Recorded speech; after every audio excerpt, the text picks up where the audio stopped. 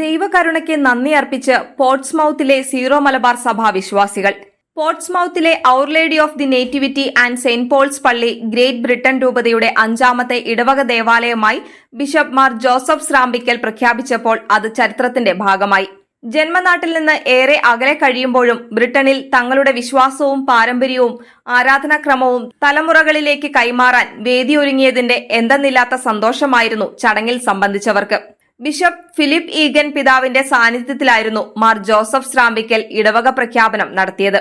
Mission director Father Jino Areekkat MCBSനും ഇത് ചാരിതാർത്ഥ്യത്തിന്റെ നിമിഷങ്ങളായി.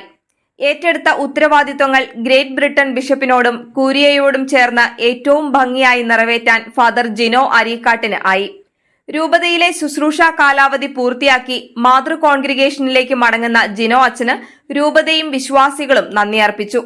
ഇടവക പ്രഖ്യാപനം തിരിതെളിക്കൽ കർമ്മത്തിലൂടെയാണ് ആരംഭിച്ചത്. തുടർന്ന് രൂപത ഫിനാൻസ് ഓഫീസർ ഫാദർ ജോ മൂലശ്ശേരി VC ഇടവക പ്രഖ്യാപനം സംബന്ധിച്ച ഡിക്രി വായിച്ചു. തുടർന്ന് നടന്ന വിശുദ്ധ കുർബാനയ്ക്ക് മാർ ജോസഫ് സ്രാമ്പിക്കൽ കാർമ്മികത്വം വഹിച്ചു. കുർബാന മധ്യേ ബിഷപ്പ് മാർ ഫിലിപ്പ് ഈഗൻ വചന സന്ദേശം നൽകി. സീറോ മലബാർ സഭയുടെ പാരമ്പര്യങ്ങളും വിശ്വാസാനുഷ്ഠാനങ്ങളും ഏറ്റവും നന്നായി കാത്തുപരിപാലിക്കുകയും തുടരുകയും ചെയ്യണമെന്ന് അദ്ദേഹം വിശ്വാസികളെ ഉദ്ബോധിപ്പിച്ചു. തുടർന്ന് ആഘോഷമായ പ്രദക്ഷിണവും നടന്നു.